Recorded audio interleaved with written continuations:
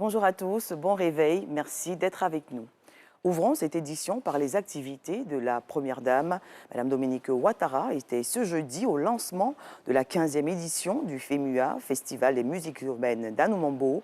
Le contenu du festival a été dévoilé par son commissaire général, Traoré Salif, dit Asselfo. C'était au cours d'une cérémonie officielle qui s'est tenue au Sofitel, hôtel Ivoire dans la commune de Cocody.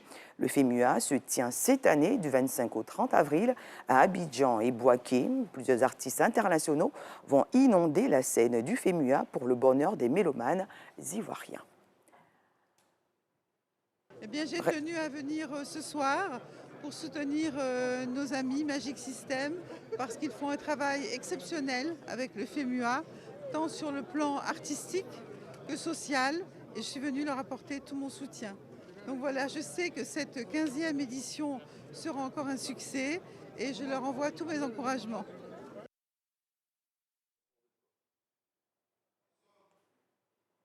Autre sujet, le vice-président de la République est en déplacement. Timoko Méliette Kone a quitté Abidjan ce jeudi matin pour Addis Abeba.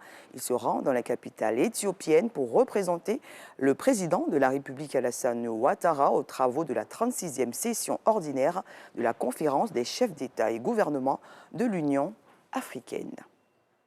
Retour en Côte d'Ivoire, direction Yopougon sur le chantier du 4e pont, ouvrage réalisé par le gouvernement. Ce jeudi, son émissaire, Adam Amédée Kouakou, faisait mine grise au sorti de sa visite d'évaluation du chantier.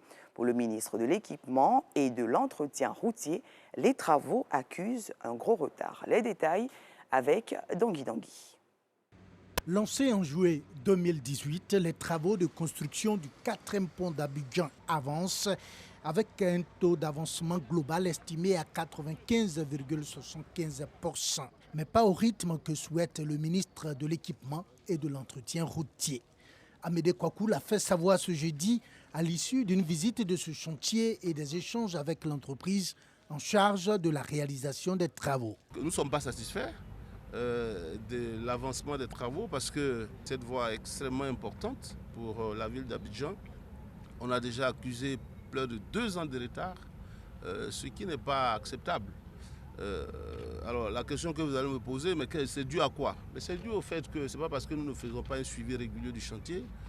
Vous savez que c'est un appel d'offres international. L'entreprise qui a remporté le marché avait donné un coût. Ce coût, nous avons estimé qu'il était relativement bas. On nous a demandé de lui demander confirmation des coûts.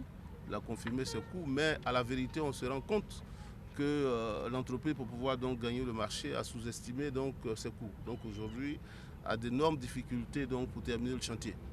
C'est ça la réalité du problème. Nous sommes venus donc leur dire que cette première phase qui part donc de Sebroko jusqu'au croisement de la voie qui vient donc du premier pont pour rentrer dans Yopougon, ce tronçon-là doit être terminé à fin mars. Vraiment qu'ils prennent toutes les dispositions pour que ce tronçon soit terminé, pour permettre quand même à ceux qui veulent aller à Yopougon de passer sur le 4e pont, parce que le pont lui-même il est quasiment terminé. Et nous sommes en train donc de passer à la phase bitume. Le responsable de l'entreprise en charge de la réalisation de l'ouvrage promet de mettre les bouchées doubles pour respecter les nouveaux délais. Nous avons rencontré beaucoup de difficultés par exemple la libération d'emprise et le Covid-19.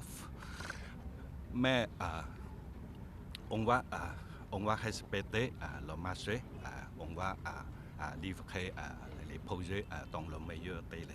Le ministre Amédée Kouakou de rappeler les enjeux de la livraison dans les délais du 4e pont d'Abidjan. Ce pont va permettre donc à tous ceux qui quittent le plateau, tous ceux qui quittent Makori, Trècheville, de venir facilement à Yopougon, rentrer à l'intérieur de Yopougon sans toutefois aller passer sur la voie du Banco là-bas.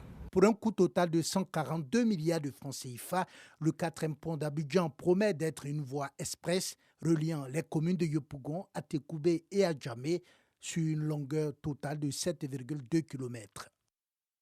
Retour du chantier cap sur la loi du mariage. La question interpelle la conscience collective et le Centre d'information et de communication gouvernementale veut s'inscrire dans la pédagogie.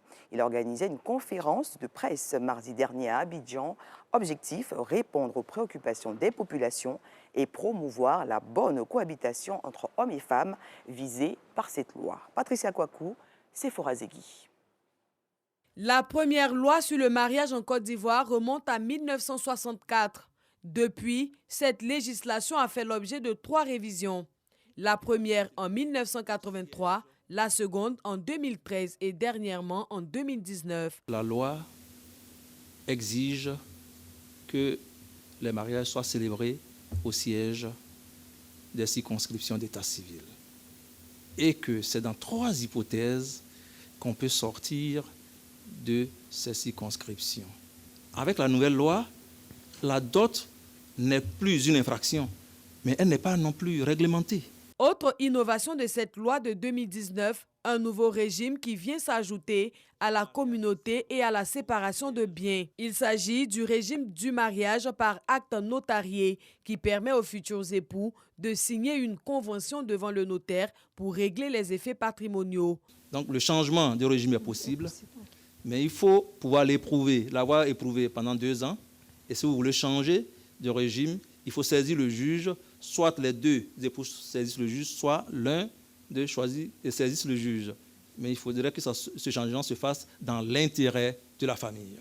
La nouvelle loi indique également que la femme dont le mariage est dissous ne peut se remarier à condition d'observer un délai de viduité de 300 jours après la dissolution du mariage. Si la cohabitation présente un danger pour l'un des époux, celui-ci peut demander au président du tribunal à être autorisé à résider séparément pour une durée déterminée. En Côte d'Ivoire, l'âge nubile pour contracter le mariage est 18 ans révolus pour l'homme et la femme.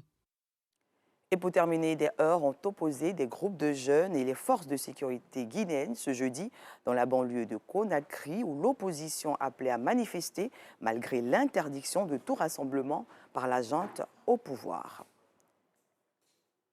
C'est la fin de ce premier point de l'information. Merci de l'avoir suivi. Votre matinale se poursuit.